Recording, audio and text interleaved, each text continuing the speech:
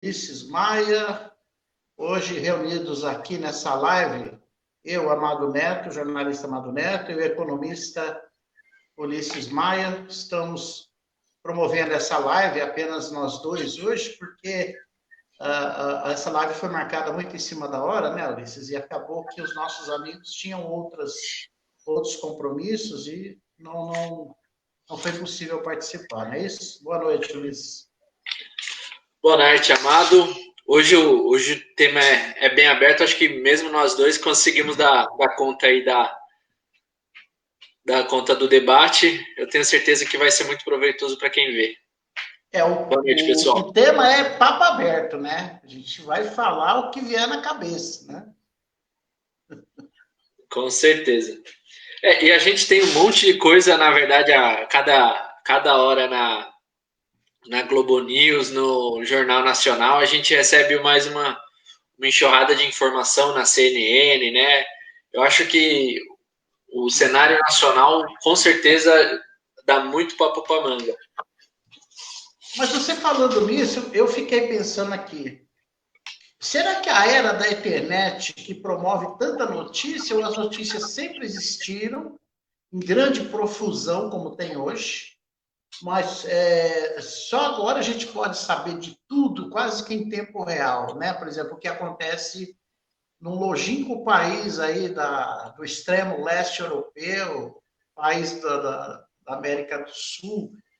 Parece que antes as coisas ficavam meio que resumidas a alguns veículos de comunicação possíveis, na época, o rádio, o jornal, a televisão. Hoje, com a internet, a gente tem um mix de informação que é infinito.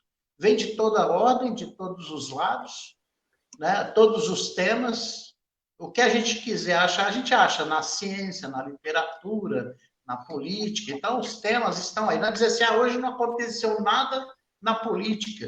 Pode procurar que aconteceu muita coisa. Não aconteceu nada na literatura. Tem um livro novo lançando, tem um escritor fazendo uma reedição do seu livro, na música, enfim, em todas as áreas, né? Uhum. Assim, particularmente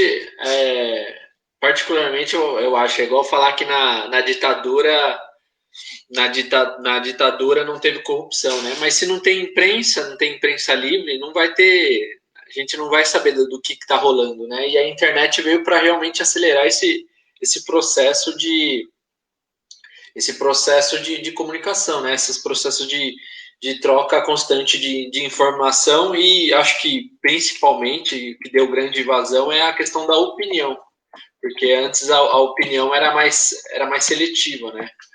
Agora a gente tem vários analistas, tanto políticos, financeiros.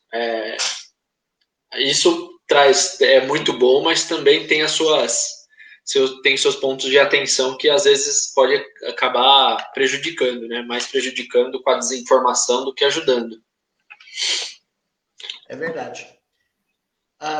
Você sabe, Ulisses, eu não sei como você escolhe os canais que você assiste, mas a gente costuma ser meio que fiel a alguns canais, né? Alguns YouTubers. Por exemplo, por alguns paradigmas, né? Por alguns parâmetros, eu escolhi o Henri Bugalho, o Portal do José, que já nos deu o prazer de um debate com a gente, o Bem-vindo Sequeira, que eu gosto muito de assistir os vídeos que ele promove. Eu assisto o Porta dos Fundos, que faz uma crítica bem ácida, né? Política, social, crítica de costumes também, de comportamento. Enfim, tem uma gama grande aí. Como que você escolhe? Qual o critério que você usa para escolher seus canais, seus YouTubers? Eu acho que está bem em linha dos nossos interesses à época, né? Assim como algum tempo não, na verdade, eu gosto muito de jogos e esse tipo de coisa. Eu tenho assisto alguns canais de alguns joguinhos que naquela uma hora por dia, assim, uma hora por semana a gente consegue jogar. Mas basicamente eles acabam sendo bem seletivos, até porque né, a gente com jornada tripla não consegue muito ter tempo para ficar assistindo o jogo, assistindo vídeos e tal, e jornal. E aí acho que eu achei muito interessante a pegada que a CNN veio com a questão de debate, né? Então, pegar dois analistas diferentes, apesar deles sempre manterem os mesmos dois comentaristas, debatedores, desculpa, eu gosto muito desse tipo de análise, né? Desse tipo de contradição na mesma pegada, porque é bom porque você ouve, né? Apesar de você não concordar, e pelo menos eu discordo da grande maioria das coisas que o Caio Coppola fala, mas eu acho interessante ter esses dois diálogos.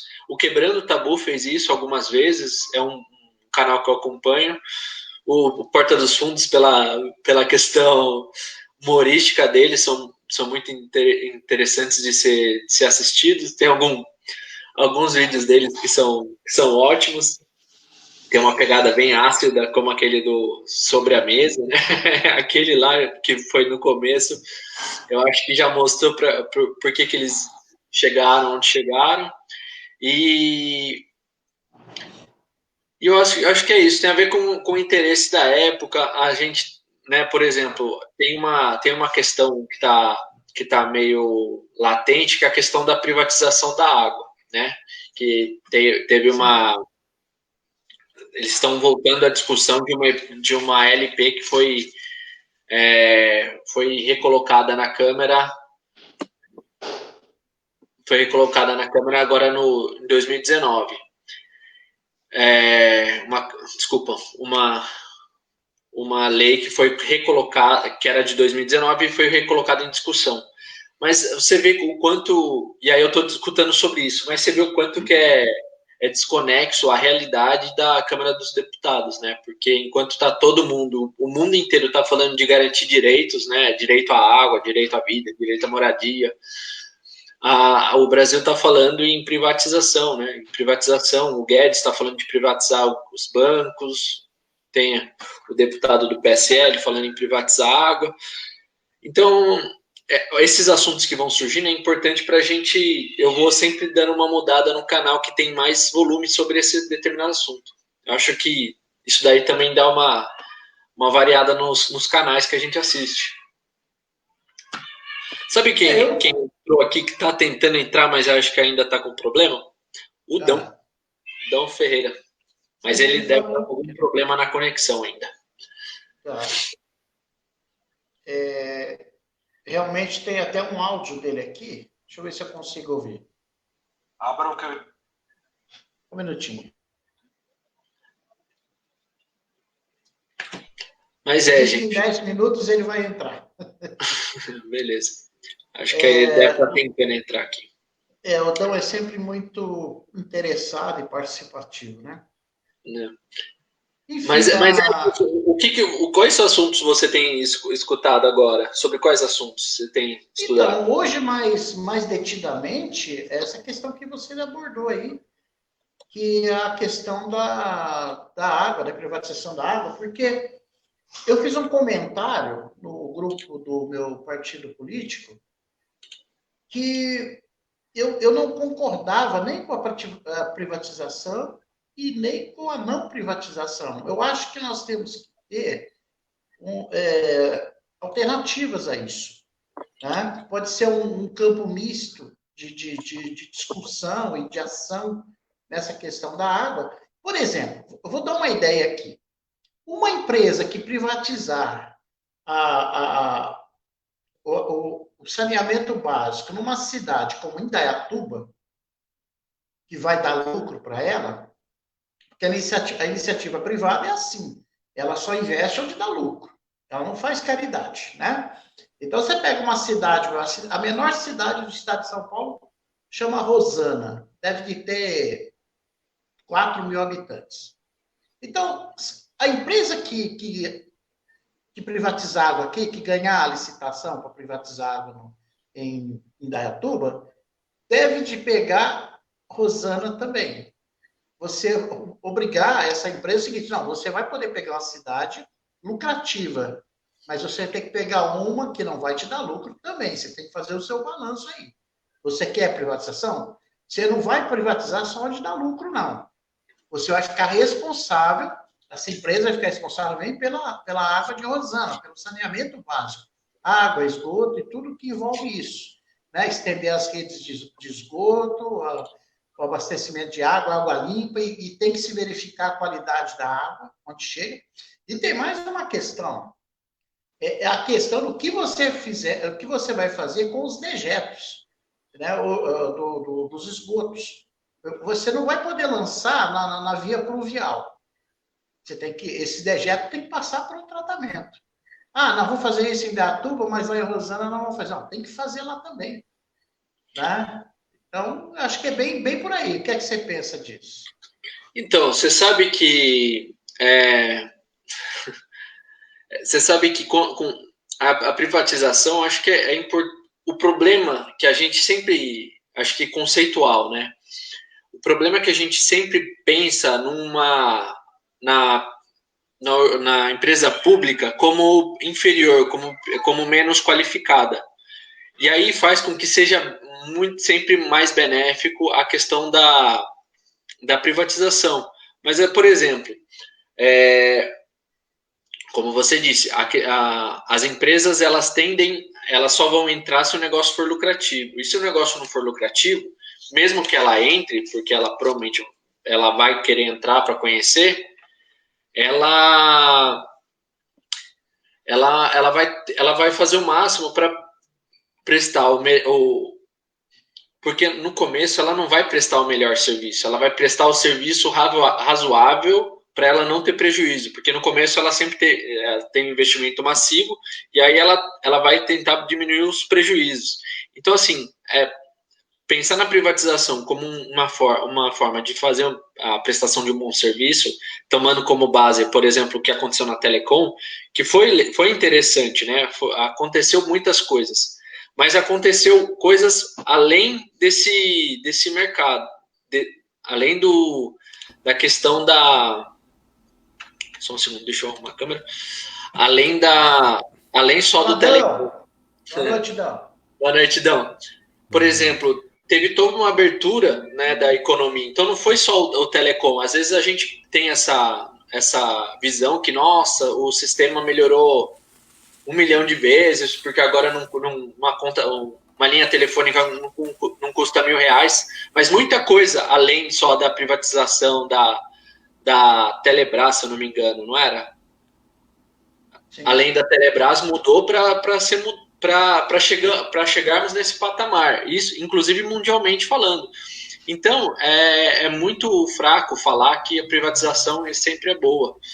Então, a partir do momento que você tira essa premissa que privatizar você vai ser mais eficiente, você já começa a discutir mais igualitariamente, né, esses outros pontos. E imagina se aqui em Dayatuba, por exemplo, falarem em privatizar o SAI. Porque com certeza quem tem esse dinheiro na questão de privatização, né, e normalmente isso daí é distribuído dentro de um monopólio ou dentro de um oligopólio que é um pouquinho mais fechado, são sempre os mesmos grupos e eles não estão preocupados com a questão do melhor serviço. É só pegar como que é o transporte público, né? Transporte público, enquanto não tiver uma visão de realmente que deixe de ser lucrativo para ser realmente mudar o conceito da cidade em como utilizar o transporte público, né? Você vai ter essa discussão, né? Infelizmente. É verdade. Dão, para te atualizar, nós estamos discutindo alguns pontos de vista sobre a privatização do saneamento básico, da água, enfim, né, esgoto, água. Acho que está tudo no pacote, né? Ou uma empresa vai privatizar só a água, outra rede de esgoto. Acho que é tudo junto, não é? Água e esgoto são juntos. Água e esgoto são juntos. Se bem que em muitas cidades aconteceu o seguinte, aconteceu de de uma empresa cuidar do tratamento de água e distribuição e uma empresa diferente cuidar do saneamento dos esgotos e do lixo, né?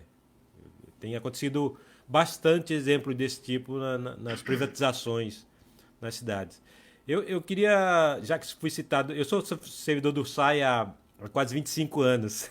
Não sei se vocês sabem. Não, eu não vou Sim, saber, sim. sabendo agora. Então, eu trabalho no SAI há quase 25 anos, inclusive eu estou pleiteando já minha aposentadoria daqui bem pouco tempo. E o SAI da Indaiatuba, eu não falo em nome do SAI aqui, bem para ficar registrado, mas o SAI de Indaiatuba é uma das referências nacional.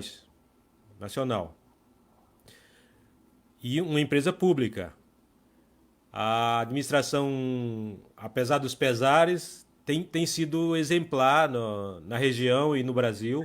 É tanto que a gente tem tido até visita de pessoas de outros saneamentos do Brasil afora que vêm, de certa forma, ver o que a gente anda fazendo. E realmente o SAI é tanto custeio e o próprio saneamento em si é satisfatório. Então, essa falácia que eu acho de que empresa pública não dá certo, acho que o SAI está aí para provar que realmente não se confirma isso. O SAI ele é lucrativo, ele oferece um serviço de qualidade para a cidade. Então, só esses dois itens que eu já falo para você que já são itens essenciais para uma empresa pública funcionar a contento, né? Então, a coisa de dizer assim, não, a iniciativa privada vai entrar e vai dar tudo certo, isso não se confirma. Tanto que na Europa agora, acho que você já deve ter falado disso, um número imenso de empresas públicas de saneamento voltaram para a mão do Estado porque elas não estavam dando conta do recado. Primeiro que a empresa pública ela não visa primeiro o serviço, né, Ulisses? Ela primeiro visa lucro. Ao contrário, Exato. né, ao contrário de uma empresa igual o SAI aqui, que ela visa primordialmente pelo serviço. E o que tem sido referência, igual eu te falei, nacionalmente falando. Então, quanto às empresas de telefonia também, tá certo que houve esse app também, mas se o Estado, se o público tivesse encarado as empresas de telefonia, como fizeram aqui com o SAI, para distribuir um serviço de qualidade, eu acho plausível, totalmente plausível. A empresa pública é totalmente saudável para fazer isso e pode fazer isso, né? O que se tem que ter primeiro, o cidadão ele tem que estar inserido na política local, né? na política do serviço, né? Para poder cobrar, para ter essas cobranças o tempo todo. Aqui em Indaiatuba houve bastante cobrança, mas as administrações que entraram, realmente elas fizeram uma boa administração e hoje isso tem acontecido a contento. É tanto que os planejamentos para dar 20, 30 anos são todos detalhados lá. Se você procurar no site, tem todos esses. Então a gente já sabe as etapas a cumprir, né? Tem as etapas. Então a gente vai fazendo essas etapas. E realmente é um serviço que tem sido bastante satisfatório para o cidadão indaiatubano. Dom, deixa eu aproveitar que você é do SAI. Qual o setor que você trabalha lá? Eu trabalho num setor não muito cheiroso. Eu trabalho no saneamento básico mesmo. Trabalho numa estação de tratamento de esgoto. Sou técnico numa estação de tratamento de esgoto. Trabalho na qualidade do que a gente joga no manancial. Então, vamos explorar um pouco isso aí, Ulisses? Porque Só tem um séria... Só um segundo. Ô, Dan, você sabia que quando até 2014, 2012 a 2014, acho que não, 2010 a 2014, E durante minha juventude eu trabalhei numa empresa que fazia transporte de resíduo, inclusive descartando aí no site, aqui no site de Indaiatuba. Ah, Mas então a era gente já deve ter se visto, cara. Não, pode Então, ser. Pode ser, mas a gente fazia mais serviço na época que eu morava em Itu. Aí eu fazia mais descarte tanto na Águas de Itu, né? Que é importante depois eu falar um negocinho deles, e na Sanitrate aqui de Salto. Então eu sei, a gente é irmão de resíduo. Você então só vamos explorar esse você assunto, Odão, vamos vamos explorar esse lá. assunto. Nós vamos chegar ali na experiência do Ulisses, que também com certeza é muito rica. Mas eu queria o seguinte, já o papo era aberto, a gente não tinha um direcionamento, vamos nos focar nesse papo, porque ele é de suma importância para nós, né? Não faz muito tempo eu postei o vídeo da música Planeta Água, do Guilherme Eu lembro, Arantes, e eu dei ênfase nessa postagem, dizendo que o maior significado da vida é a água, não tem outro, com certeza. né? Então eu queria focar na seguinte questão. Eu tenho sérias dúvidas quanto à desbacterização da água através do uso de cloro e sobre o percentual de cloro sobre a água tratada. Você hoje trabalha na parte da compostagem, ali, não sei se o termo é esse, né? Mas você também deve ter um pouco de conhecimento na área da purificação da água, do tratamento da água, não é isso? Você sabe dizer qual é o índice de cloro por litro de água que é permitido? Porque há uma legislação sobre isso, não há? Se não me engana, agora eu estou fora da água, mas se não me engana, a gente lança nas redes de distribuição com 2 ppm, quer dizer, parte por milhão de cloro na água. O cloro, Certo. o cloro é volátil, quimicamente falando. Ele é volátil. Então, essa quantidade de cloro que é lançada junto nas redes, quando ela chega no final da rede, ela está em torno de quase zero.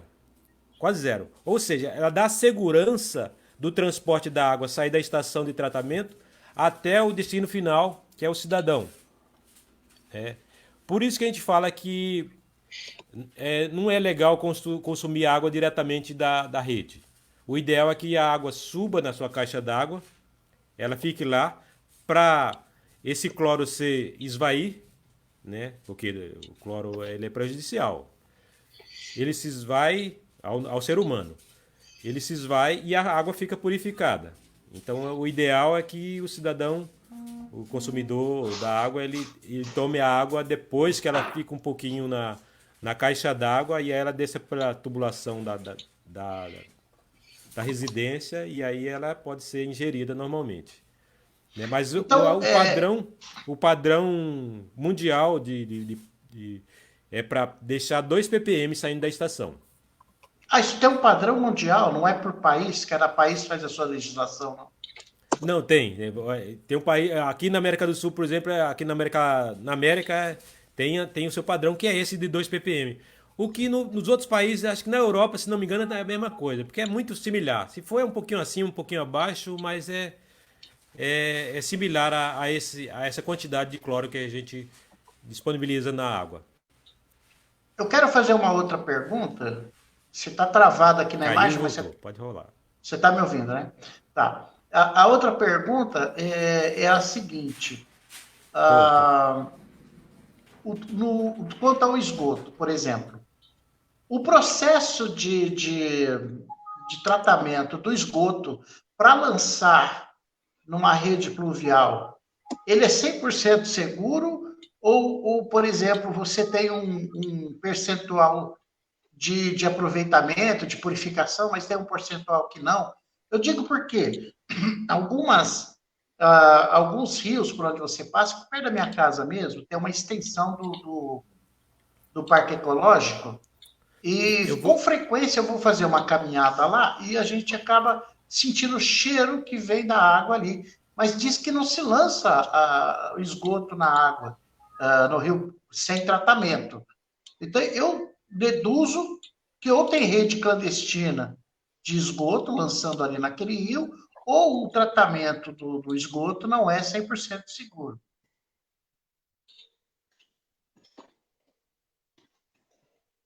Não? Travou. Bom, de qualquer jeito, Amado, então, não é que não é permitido. Tem um percentual que a prefeitura, que ela, na verdade, a legislação fala que você tem que qualificar a água até determinado nível, mas, por exemplo, se a gente pega algumas empresas, elas falam que fazem o tratamento, e é muito provável que por exemplo, que a Toyota faça isso. Ela tem uma estação de tratamento própria, porque alguns resíduos que ela tem, ela não consegue descartar, por exemplo, no SAI daqui de Indaiatuba.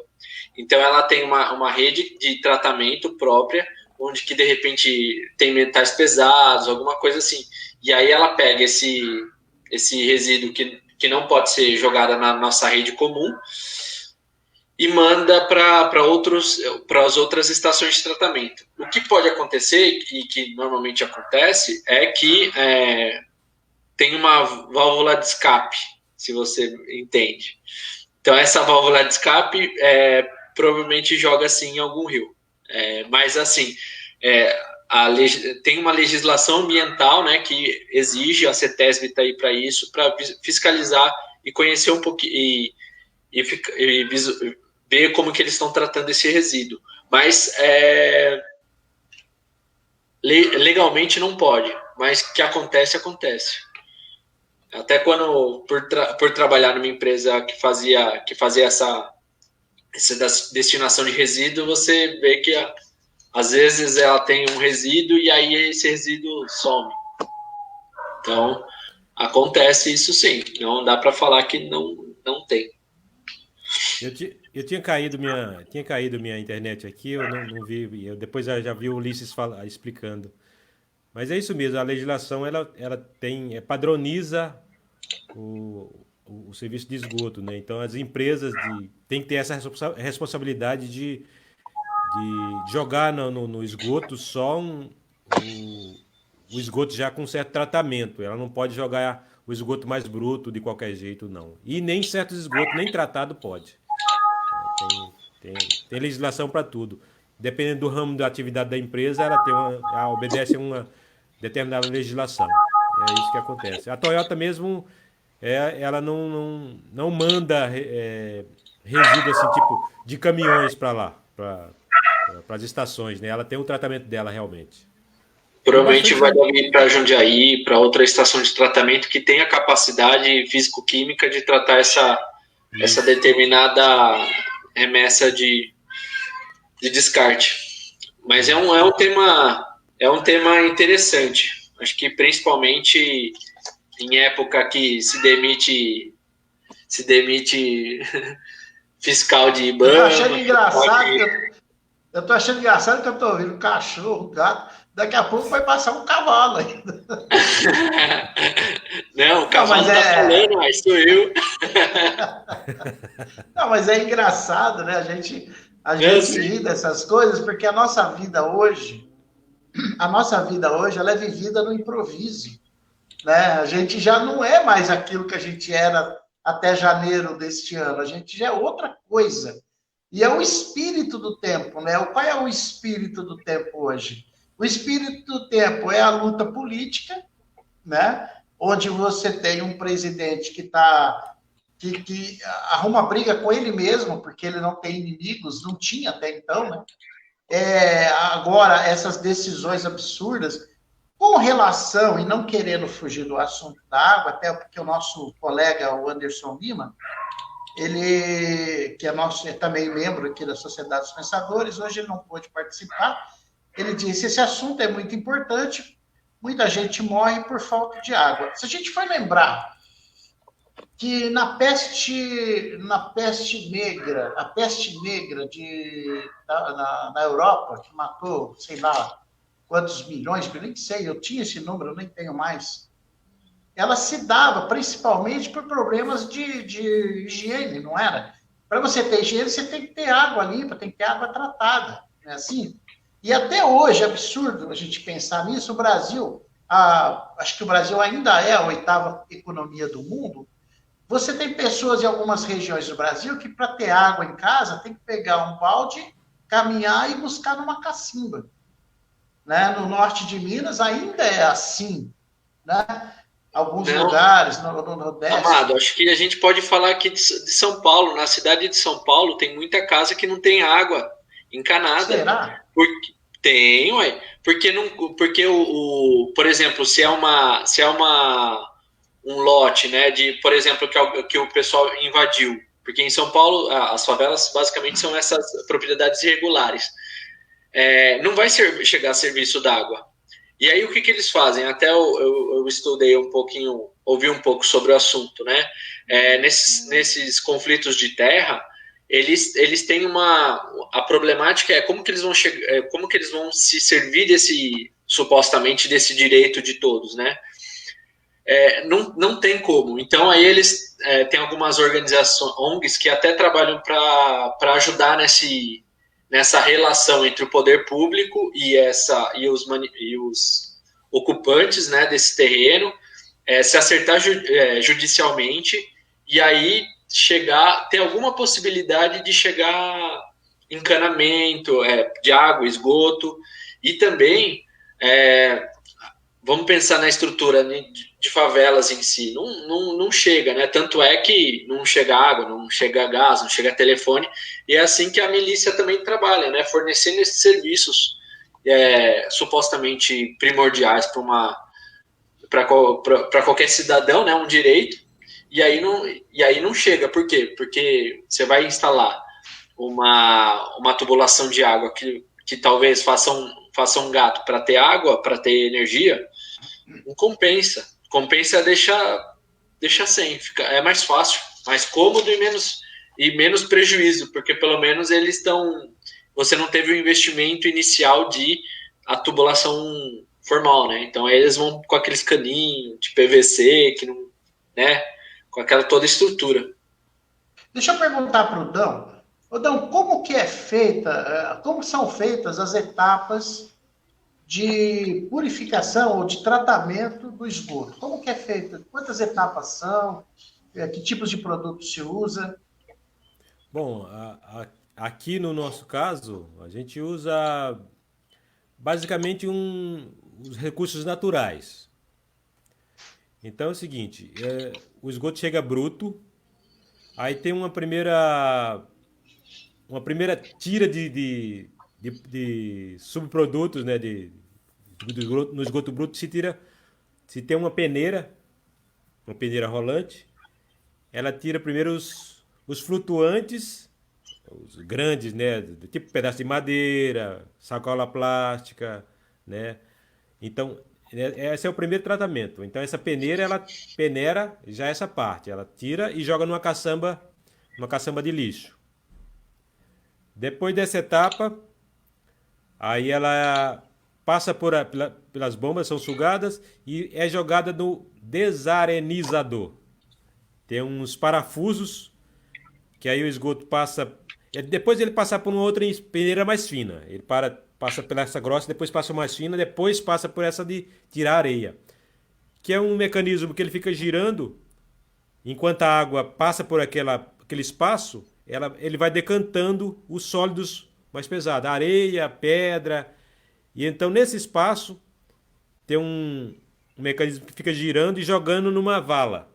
Dessa vala tem um parafuso que tira essa areia. Aí, semanalmente, tira de areia 20 toneladas de areia. Né? Caramba, só da cidade de Indaiatuba. São Então, 254 mil habitantes. Peraí, esse número é importante. 254 mil habitantes, ela tira por dia? Por semana ela tira umas 10, não, acho que mais. Eu não tenho esse número aqui agora, que a gente tira direto lá, mas é tanta coisa, tanto trivial que a gente nem. Só de Mas, areia, perto de mas a cada 50 dia, toneladas. mas a cada dia, deixa eu ver, a gente tira. A cada dia a gente deve tirar umas 3, 4 toneladas de areia, mais ou menos, né? Então é bastante areia. Já tinha E esse tirado. material é reaproveitado, ou não? Essa Esses areia é sólidos que tirou reaproveitada? primeiro lá embaixo, na grade grossa, e a areia, e essa da grade fina, esse não é reaproveitado. Esse vai para o aterro sanitário porque ele é um material difícil de ser utilizado, é um material muito bruto, né? Muito, não tem utilização. Aí depois desse processo de tirar a areia e os sólidos grossos e finos, ela vai para uma estação grande, um lago grande, e é pulverizado ar comprimido nesses espaços. Então aí o ar comprimido fica pulverizando ali naquela lagoa o tempo todo e os micro-organismos eles se alimentam da matéria orgânica que estão no esgoto. Então por isso que eu falo que é natural, né? A gente não usa produto químico nenhum. Aí o micro-organismo se alimenta disso tudo, sai a água purificada de um lado e essa massa de micro-organismo do que gerou o micro-organismo, a gente retira por um sistema de centrifugação. Aí sai mais uma bastante tonelada. Diariamente sai em média de 20 toneladas dia desse material que sobra da matéria orgânica. Então, o subproduto da, dos comedores de cocô. Então, esses bichinhos, eles comem tudo a matéria A matéria orgânica. orgânica, toda a matéria Isso. orgânica que está E lá. tudo que sobra é mais ou menos 20 toneladas. Mas é um lodo que se você pegar, você não diz que é mais coisa de esgoto. Já pensa que é outra coisa, né? Até tem feito estudos que ele é bastante inflamável. Inflamável não é combustível. Ele é bastante utilizado. Na Europa, acho que já utilizam bastante ele para como queima, né? Em fornos, assim. Esse material, se você secar ele e jogar no forno, ele queima e queima bastante bem. Então, Olha que aí já comentário são. interessante aqui do Anderson Lima, nosso amigo. Ele diz assim: aqui no sítio usamos biodigestor com fezes bovinas para tratar o esgoto do banheiro. Isso é um sistema mais natural, é um sistema natural também e muito mais barato, né? O que o Anderson tá citando aí, que não tem grandes incrementos de industriais, é só umas caixas d'água mesmo que põe no chão e vai repassando de uma para outra. É interessante também isso aí. E o que a gente faz, a grosso modo, lá na estação, né? Que a matéria orgânica toda é consumida pelo micro-organismo que a gente fornece só o oxigênio para ele, porque ele só funciona se ele tiver oxigênio para a demanda de oxigênio. Então ele está oxigenando, está respirando, ele tem que comer. Então a única coisa que a gente faz é dar ar para ele respirar e ter fome. Então é isso basicamente, a grosso modo, que é o tratamento de esgoto que a gente funciona aqui, que funciona muito É bem. meio tipo, meio estilo Fred Flintstone, né? O Ulisses tem experiência nessa parte, dessa área, tem conhecimento, pelo menos, né, Ulisses? Nessa área de tratamento de esgoto, material orgânico, não tem? Então, mais para eu trabalhava mais na época de transporte, né, fazendo esse transporte até de produtos perigosos que são provenientes desse tratamento aí, por exemplo, as caçambas e o que era o resíduo final desse processo de aeração do efluente. Mas eu acho que, até falando um pouquinho de biodigestor, são coisas que todo mundo consegue fazer em casa, né? Até para diminuição de produção de lixo, todos conseguem fazer a questão da separação, né, da reciclagem, mas também tem a possibilidade de você montar um sistema próprio de reutilização dos materiais, né? os alimentos, biodigestores naturais mesmo, para você colocar menos coisas no lixo, porque quando você coloca tudo em aterros, e aí a maioria do lixo domiciliar vai para aterro, né? É muito ruim isso para o aterro, porque mesmo que seja muito alimento, mas a grande maioria é plástico, e às vezes plástico na própria comida, não tem como como que os micro-organismos digerirem esse alimento e tal, e é muito ruim. Se todo mundo conseguisse fazer esse pré-tratamento em casa, e é simples, acho que o mais difícil de achar é minhoca. Então, o resto todo mundo consegue fazer, é barato, e faz um bem danado pro meio ambiente, né? Isso daí seria até interessante. Acho que o Anderson até manja bastante disso. Dá para melhorar bastante o meio ambiente através disso. E o Anderson podia entrar aqui com a gente, né, e dar umas ideias, mas ele hoje, acho que não sei porque que ele não vai entrar. Ele falou aqui, ele por estava exemplo, ele tá no processo lá da reforma dele lá. Coisa particular dele, Ele diz aqui, a água que sobra, que de qualquer jeito, essa questão aí é bem interessante de reciclagem e tratamento do próprio resíduo, né? Porque acho que principalmente quando teve esse negócio de pandemia, acho que uma das coisas que mais preocupou, acho que todos tiveram de alguma forma preocupados com relação a isso, é a questão da falta da nossa capacidade de autossustentação, né? Então, uma família que mora 4 pessoas dentro de um apartamento de 50 metros quadrados, 40 metros quadrados, é pouco, né? E normalmente, a gente não está acostumado com esse nível de convivência, né? Tanto tempo junto, e aí todo mundo fica louco, mas é porque acho que até a sociedade hoje nos imprime um senso de querer ter sempre uma casa. Você acaba vivendo, né? O capitalismo acaba trazendo isso daí. Você acaba vivendo, o pobre sempre acaba vivendo numa casa menor e menor, com menos e menos condição, sendo que a gente tem uma porrada aí de terra sem produção, sem nenhuma utilização, e aí a gente vê que 40 metros não dá para viver uma família. 40 metros não tem como viver uma família, né? Viver, né? Não sobreviver, viver, não tem como viver. E aí eu acho que se a gente pensar nesse sentido, a gente vê o quanto que a gente está despreparado para a vida em si, né? Por exemplo, se a gente pegar uma questão meio até meio filosofando bastante agora, mas uma questão religiosa, uma questão filosófica, assim, de você com você mesmo, você vê que você não consegue conviver nesse ritmo nessas condições, né? Então, você não produz sua própria comida, você não produz nada, você só traz problema para o meio ambiente onde você se situa, né? Então na verdade você é pior que um vírus, pior que uma bactéria, você, o ser humano, né, em si.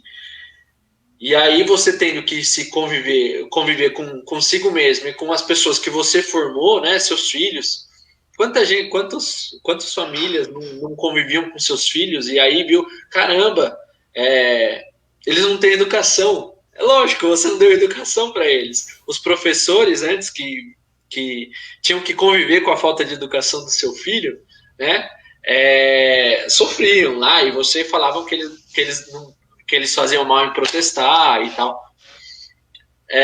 Mas aí você começa a conviver com os frutos das suas atitudes passadas. Pouca gente consegue conviver com isso. Pouca gente. É verdade. O Anderson falou aqui que o que sobra da água que ele usa na irrigação, ele usa nas plantas, em algumas plantas. Eu até não acho que é o Anderson que está digitando, não, deve ser a Michelle, a esposa dele, porque ele parece que está envolvido lá com o piso, deve estar de luva na mão, né? Então, eu acho que eu entreguei eles aí, né, Michelle? Bom, voltar aqui uma pergunta que eu quero fazer para o Dão, que é o seguinte. Dão, é possível aproveitar em alguma etapa do tratamento do esgoto, é possível aproveitar algum material dentro dessa etapa para adubagem ou adubação? Uhum. Também já tem estudos que provam que sim, que o produto, esse lodo, por exemplo, que sai da matéria orgânica, dos micro-organismos que consomem a matéria orgânica do esgoto, esse lodo é muito rico, né, para adubação, pode ser utilizado como adubação. Não, já tem estudos que se fazem não com alimentos, mas com cana-de-açúcar, por exemplo, com, sei lá, culturas assim que não são destino final para consumir finalmente, né? São culturas que passam por outras etapas. Mas ela dá uma resposta bastante boa. A gente, a grosso modo, vendo lá na estação, às vezes a gente derrama um pouco de esgoto desse produto na grama, por exemplo, você 2, 3 meses depois você nota a diferença daquele espaço. Que a grama fica viçosa e fica muito diferente dos outros espaços. Então, Ele é muito rico. fertiliza mesmo, né? Fertiliza Fertiliza mesmo. bastante. É muito bom. Não é utilizado aqui ainda, mas eu creio que num futuro bem próximo vai ser utilizado também, principalmente nas lavouras de cana-de-açúcar para fabricação de álcool, essa coisa toda, né? Eu creio que sim.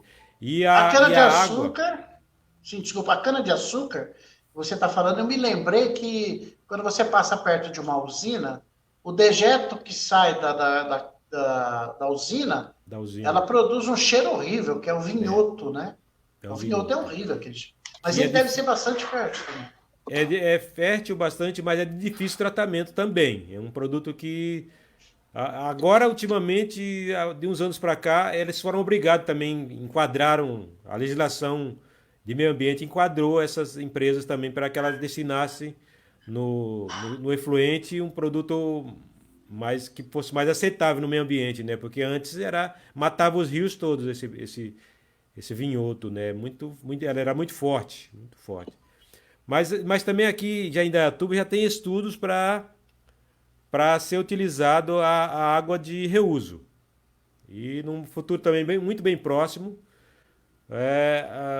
a empresa pública vai começar a destinar para empresas particulares essa água de reuso, que é uma água que ela vai passar por um processo de tratamento também, depois de passar, que ela sai do esgoto, ela vai passar por um processo, uma outra estaçãozinha de tratamento.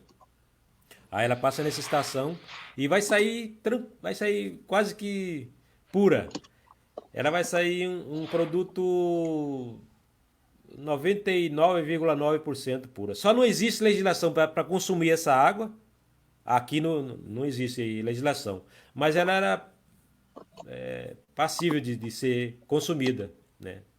No futuro, no próximo, ela vai ser utilizada nas empresas para caldeiraria, para resfriamento, para lavagem, para irrigação. Essa água vai ser utilizada.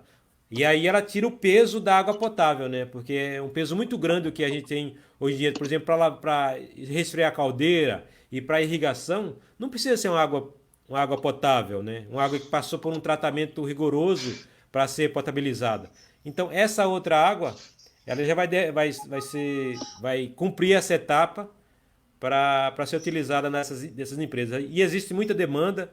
E logo em breve, eu acho que no máximo em 5 anos já tem rede de água não potável na cidade. Eu acho que vai ter rede para as empresas que queiram utilizar dessa água. Muito em breve. Porque, por exemplo, no caso da indústria, no setor de resfriamento de peças, por exemplo, a água não precisa ser água potável, não precisa ser água Não tratada. precisa. É verdade. Aliás, até o tratamento da água pode trazer de certa forma, numa peça aquecida, a não sei quantos graus, o cloro ele pode trazer exigir uma atenção especial com a peça. Por causa do tempero. Então, existe todo um pensamento técnico sobre isso, né? Toda uma ciência técnica. E os estudos aqui estão muito bem avançados. Eu creio que realmente em 5 anos já vai ser disponível uma rede paralela dessa água para essas empresas. E tem demanda bastante a Toyota, que precisa bastante desse tipo de água. E aqui no Distrito Industrial tem muitas empresas que usam, né, esse tipo de água. Então, vai ser uma fonte de renda muito boa. Muito, muito boa. Por isso que eu falo que as empresas públicas, se elas se atessem a fazer um bom serviço, existe demanda e existe retorno financeiro para elas. Né? O SAI é um exemplo disso. Vamos aproveitar para responder uma pergunta aqui da Sheila Regina Espinheira. Ela está perguntando o seguinte: com a privatização, a conta de água vai encarecer? Regiões periféricas não serão melhor atendidas? Já que na visão do setor privado nem me agrada. Bom, só antes de você responder, um de vocês, é o que fica mais à vontade para responder, eu quero perguntar o seguinte, talvez essa pergunta aí sim seja para o Dão. Dão, toda a cidade de Indaiatuba, todos os setores de Indaiatuba são atendidos com rede de água e esgoto, ou tem algumas localidades que não são? Olha, ultimamente sim. Então tá sendo atendido toda. Está sendo atendido. A não ser áreas rurais. Uma área descoberta. Eu acho que não é 100% não, viu, Dão? Mas aí já se fala em áreas rurais, áreas. Eu falo a zona urbana, toda a parte urbanizada. A parte urbanizada está inteiramente interligada na rede de esgoto, né? E da água também. Com relação à privatização, você que é funcionário do SAI, você não quer que privatize? Não. Por esses modos que eu já. Tanto particularmente falando, né? Que eu sou interessado no assunto, mas politicamente falando, eu acho que, tendo o exemplo do SAI Indaiatuba, não existe, da minha parte, como concordar com uma coisa dessas. Porque, tendo o exemplo daqui, que é uma empresa que está dando certo, que está dando lucratividade, que está servindo bem a população, então o que tem aí por fora é um mau gerenciamento. Né? Então, o que se tem que fazer é um gerenciamento correto das empresas públicas, em qualquer setor é isso, né? E aí sim, mas dizer que privatizar vai resolver, nós tivemos privatizações aqui, vizinhas, aqui em Sumaré. Em Sumaré, eu lembro que a Odebrecht Ambiental, ela privatizou lá e ela encampou esse serviço e não deu conta, não foi para lugar nenhum. Aqui em Itu foi outro exemplo também que não foi para lugar nenhum, foi muito mal. Tanto que agora recobrou-se o serviço público, pegou de volta para fazer, né? Porque além de faltar água, não se tratava esgoto, ou seja, eles jogavam numa estação de esgoto o esgoto de qualquer jeito e depois esperava que a estação sozinha fazia o serviço. E não acontecia. Tem implementos, principalmente humanos, né, nessas estações para serem feitos, para ter um produto final de qualidade. Né? Igual aqui, o produto final nosso, ele é diretamente analisado o tempo todo. Então, e os caras não querem fazer esse tipo de investimento, porque custa. Você fazer um laboratório para medir a qualidade do esgoto. Medir esgoto, pô. Pois é, mas tem que ter. E aqui porque a água volta, né, Dão? A água volta. E é interessante que a água, principalmente a água que a gente solta no manancial, ela seja com qualidade, porque a jusante tem outros municípios que vão utilizar daquela água. Vão utilizar os mananciais onde aquela água é jogada. E lá adiante ele vai precisar daquela água para fazer água potável, para tratar para a população. Então, tem que ter responsabilidade, cada um com a sua e cada um fazer o seu trabalho. Né? Não é... E as empresas públicas não, igual eu falei, ela quer lucro. Jogava lá em Itu, ela jogava numa estação zona de esgoto, um monte de esgoto que vinha da cidade toda e esperava que no final ia ter um esgoto bonitinho, não tinha. E aí caía no manancial uma coisa que era pior que o esgoto, e aí a população começou a cobrar, os políticos começaram a cobrar e eles tiveram que abrir mão e largaram o serviço de esgoto lá e voltou para a iniciativa pública. Eu acho que para responder essa pergunta basta ver a questão do tratamento, a questão de transporte público, né? O transporte público melhorou ou piorou nesses últimos tempos? Basicamente ele se manteve. A gente consegue considerar que o fato da empresa de ônibus ter colocado o USB no ônibus melhorou o serviço? Não, continua ônibus de hora em hora, continua todo mundo tendo que, por exemplo, aquela distância, né? Os pontos não são preparados, né? Agora que eles estão adaptando, colocando luzinha, mas é porque é visual e a gente está em ano de campanha, então eles estão colocando aquilo porque é visual. Eles não vão reparar a questão dos distanciamentos do ponto de ônibus, onde que o ônibus para.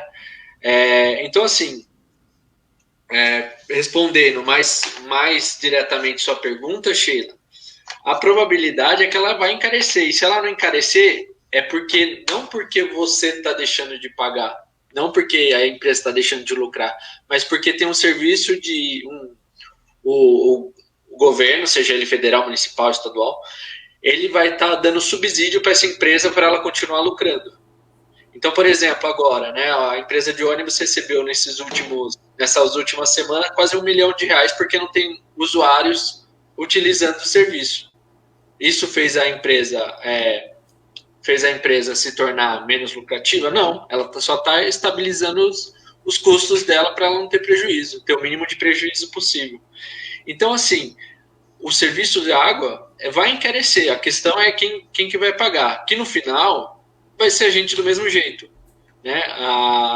A gente vai continuar sendo o mantenedor desse serviço, só que aí a gente vai como se colocar um intermediário, né? Para prestar um bom serviço, a gente coloca um intermediário e paga o lucro para eles. Só que, como Dão expôs, a gente tem capacidade, só precisa de vontade política e a participação popular na cobrança desses esforços. Porque se a população não cobrar esforço, vai acontecer igual aconteceu, por exemplo, em Itu, lá que teve a falta d'água. E aqui em Indaiatuba conseguiu, né, fez algumas coisas, por exemplo, trazer o rio Cabreúva para Indaiatuba direto. Isso exigiu investimento. Você aqui poderia ter falado que a culpa era da chuva ou falar que fez o que foi necessário para trazer. Então, realmente depende de vontade política. A gente tem que sempre manter isso daí, participação popular, sempre, e pressão política. Eu compartilho da mesma ideia que o Anderson, o Ulisses, desculpe, com relação ao encarecimento da conta. Basta a gente ver, por exemplo, a telefonia, como é cara no Brasil, né? Muito cara. Mas a qualidade também, eu não sei. Eu digo para vocês o seguinte, a água que eu consumo, que eu ingiro, acho que o termo está correto, eu tiro de uma fonte que tem aqui no bairro próximo. Numa praça, tem uma fonte, eu vou lá e me abasteço com aquela água. Parei de comprar água em supermercado, eu vou lá e encho as garrafas e trago para casa. Mas já me garantiram que é uma coisa muito antiga, muita gente busca há muitos anos, décadas lá, e que a água sempre é pura, sempre é boa, né?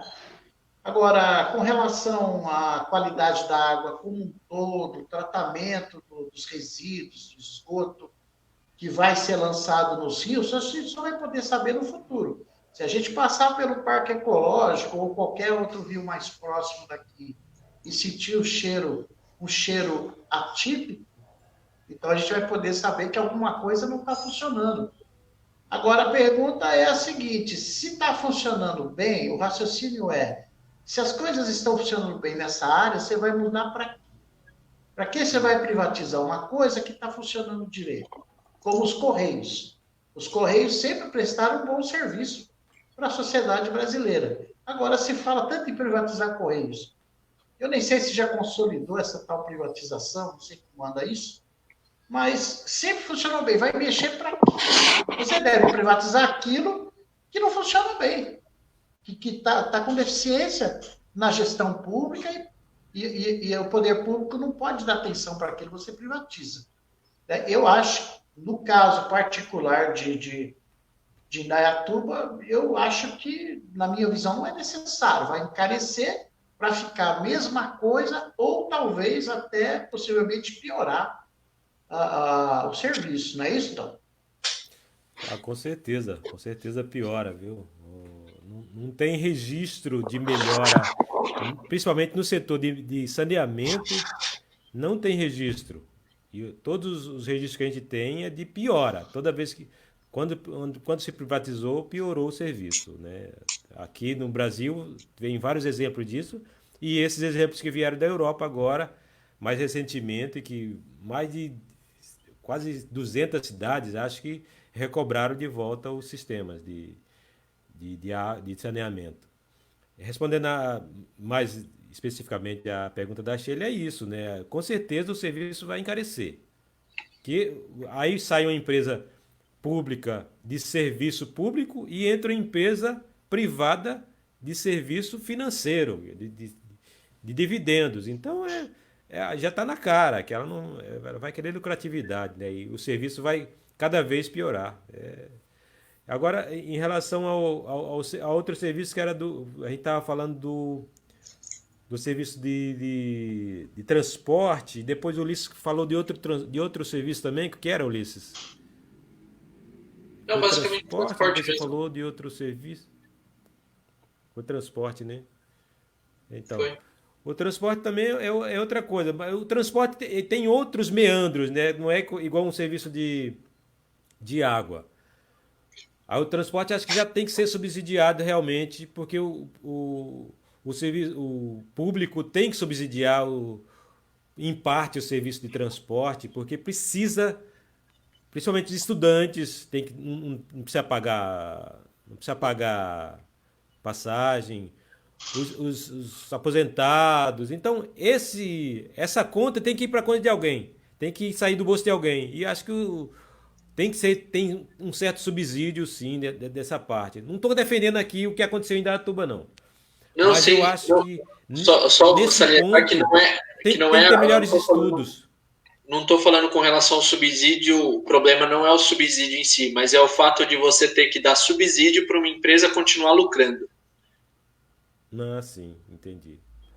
Não, o subsídio que eu acho que tem que ser posto é o subsídio de usuários, né?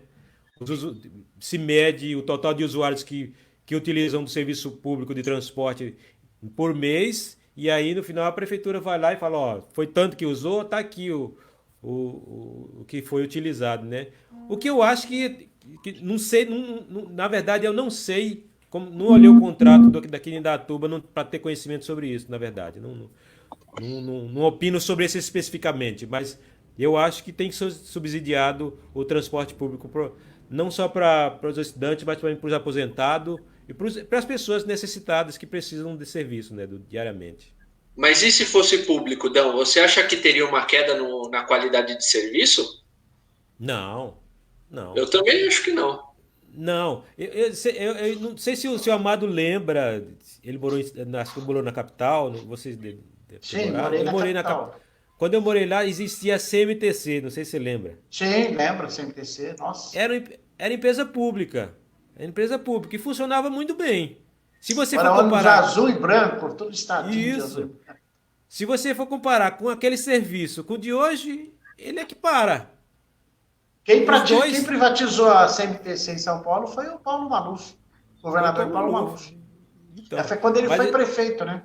é, São Paulo. era um serviço que as pessoas falam assim: "Ah, mas o serviço público fica muito carregado, fica muito ruim". Fica, mas se você for comparar o nível de servidores públicos do Brasil com países da Europa, você vai ver que a gente está muito aquém de serviço público. A gente está muito aquém de servidores públicos. É um número muito reduzido de servidores públicos que a gente precisa ter ainda para se equiparar com países que fornecem um serviço a contento para o cidadão. Então, quando vem alguém, um político que gosta de se utilizar desse termo e falar que no Brasil tem muito serviço, tem muito, como é que eles falam? Tem muito servidor público, vamos pôr um termo.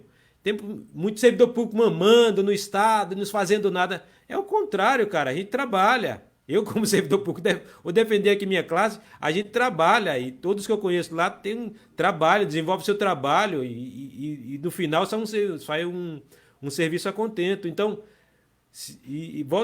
volta a frisar, se a gente for medir dos servidores públicos que a gente tem aqui e comparando com o da Europa, com os países do Japão e muitos países por aí, a gente está muito aquém. A gente tem que ter muito mais gente contratada pelo serviço público para ter um serviço de equivalente para o cidadão, né? Mas tem que sucatear, senão não tem essa ideia que privatizando é bom. O Correio. Você falava do Correio, era o Correios. O Correios, cara, para você ter uma ideia, as empresas privadas, elas usam o correio como um burro de carga. Elas pegam do cidadão as encomendas e quando é num lugar longínquo que eles não vão ter logística para entregar, o que é que eles fazem? Eles vão no correio e põem na caixa de correio para o correio entregar naqueles lugares. É o caso da FedEx, é o caso dessas empresas grandes aí, multinacionais, elas fazem isso. Procure esse estudo para vocês verem. Vocês vão ver que elas utilizam do correio como burro de carga para eles, para suprir os serviços que eles não fazem no dia a dia, que são empreitados para fazer. O cidadão vai lá e compra um objeto em determinada loja, o cara fala assim, o FedEx vai entregar para você. Mentira! Se é lá no interior do Nordeste, lá no interior da Bahia, o FedEx não vai lá não, senhor. Quem vai lá é o Correios. Ele vai lá, o FedEx vai lá e põe na caixa de Correios e o Correios vai lá levar. E é uma coisa que o cidadão não tem essa observação. Mas se vocês podem pesquisar aí para vocês verem se não é assim o serviço. A maioria, outra coisa, 50% dos serviços são assim de entrega. Outra coisa, não, é o que aconteceu com a privatização das estradas, né? As estradas ficaram boas, mas ficou super caro. Tem pedágio aí, mais caras do absurdo, mundo. Né? Mais caras do mundo. Eu fui professor, quando eu fui professor de mecânica automotiva, eu fui professor convidado do Senai para dar aulas. Eu dei aula para um destacamento do Exército e dei aula para uma concessionária de estradas que faz a Anchieta Imigrantes, a Ecovias. E na época eu tirei muitas dúvidas sobre isso, do custo da privatização com relação ao custo da cobrança do pedágio. Eu vi que era um absurdo o lucro dessas empresas.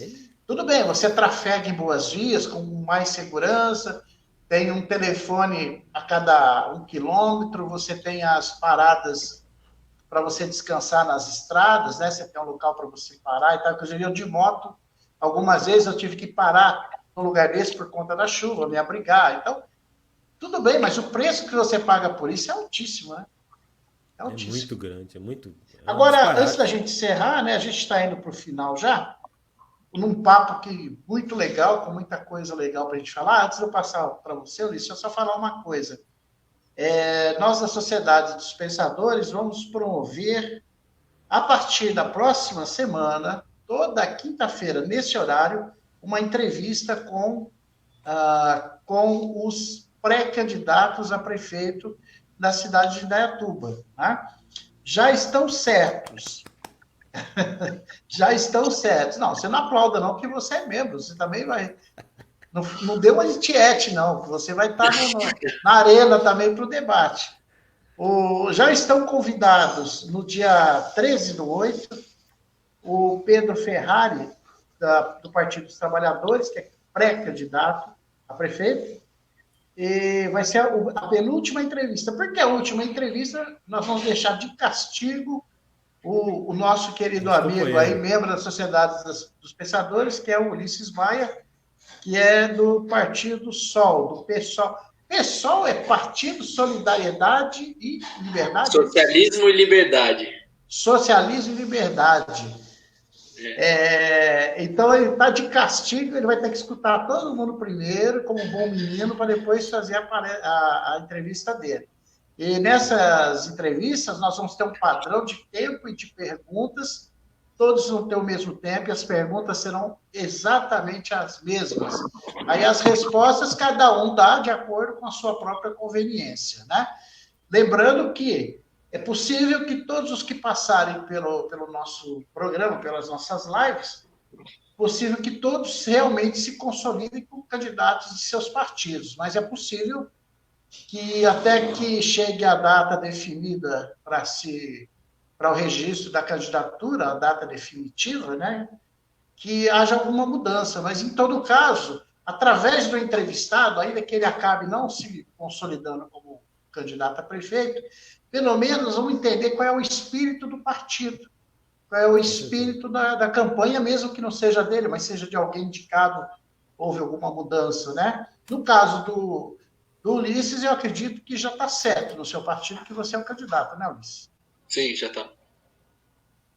Então tá bom. Você ia falar o quê, Ulisses? Para a gente encerrar. Eu queria, antes de encerrar, eu queria passar algumas informações de maneira bem resumidas em apresentação, que eu sou desses de PowerPoint, dos casos de Covid, porque assim, a gente tem visto várias manifestações dentro do governo estadual, federal e até municipal, que eles dedicando, né, falando que a pandemia está controlada, que a gente consegue retomar a nossa normalidade, mas eu gostaria de apresentar pelo menos os dados nacionais, tá?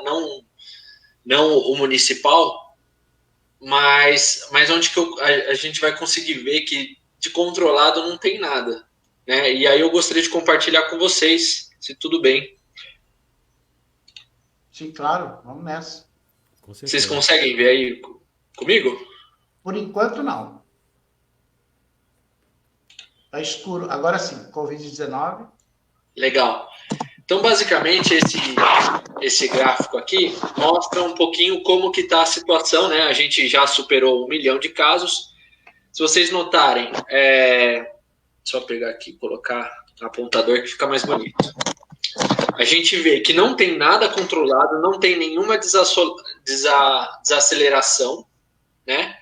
A gente vê só a questão da diminuição do percentual de morte, mas a gente tem que lembrar que, na verdade, como a gente está com subnotificação, então, na verdade, esse número não tem diminuído, só tem aumentado o número de mortos, porque a gente só faz teste quando a pessoa apresenta um caso sério, assim, relativo à doença. Isso daqui falando nacionalmente, né? E aí a gente vê um monte de gente falando que isso está sob controle, inclusive aqui na cidade.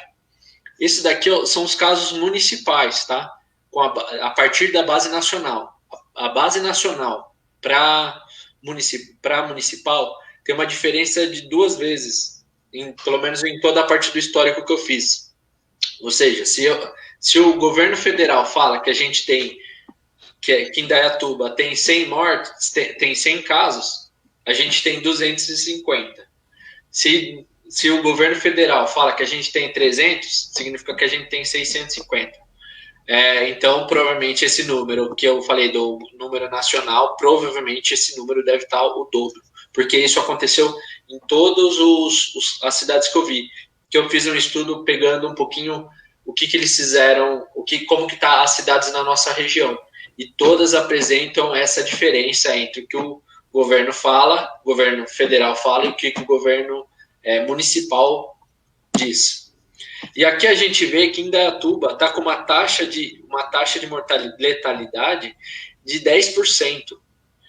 E os casos, né? Aqui vocês conseguem perceber que não tem nenhuma desaceleração. E olha, esse daqui é depois da reabertura. A reabertura foi mais ou menos nesse momento aqui. Então vocês veem, pessoal, que a seriedade e como que a gente está sendo feito de besta para proteger, no caso, pelo menos municipalmente falando, os comerciantes, né? E é importante perceber, é importante saber, né, que não é que a gente fala que não, o comércio tem que fechar, que, né, por exemplo, a gente ouve bastante falar assim, é porque você nunca empregou ninguém, nesse sentido, o que é mentira de qualquer jeito, mas muitas pessoas que defendem o isolamento social escutam esse questionamento, né? Fala que você não sabe o que é empregar, não sabe o que é financiamento. Não é isso. É que a gente sabe que a importância da vida frente à economia. A economia se recupera. O que o governo argentino está fazendo? O governo argentino está dando taxa de juros em financiamento de capital de giro a juros zero para as empresas que não demitirem ninguém. Então, assim, a gente sabe que tem coisa que dá para fazer. Se o comerciante tivesse essa possibilidade de capital de giro a juros zero, ele não precisaria demitir ninguém. Quem está querendo reabrir o comércio é porque não é ele que vai pegar ônibus, é porque não é ele que vai ter que andar de cima para baixo, não é ele que vai atender os clientes. Isso, pessoal, é muito triste, porque a gente vê que não tem nenhuma desaceleração. A gente vê que a taxa de letalidade está 10%, que é o dobro da nacional, e ainda assim a gente está falando que precisa reabrir comércio. É difícil aceitar esse questionamento, né? Essa fala que a gente precisa. Porque se as pessoas estivessem fazendo o trabalho certo delas, a gente não precisaria. Se a gente já tivesse começado a pensar em montar hospital de campanha, sendo que a gente sabe que a gente recebe paciente de tudo que é cidade aqui da região, a gente estaria se preparando para isso. Mas, por exemplo, Campinas, 100% do HC dele já está lotado. 100% da ocupação dos leitos de UTI. Até quando que a gente vai ficar esperando isso daí, né? E isso é complicado. O que você acha, Amado?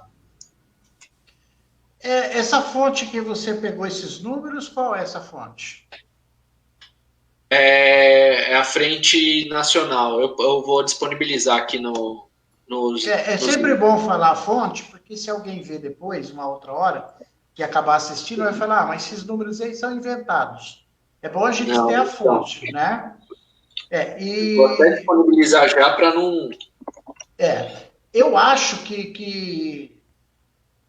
eu acho que você está certo, esses números são muito próximos da realidade.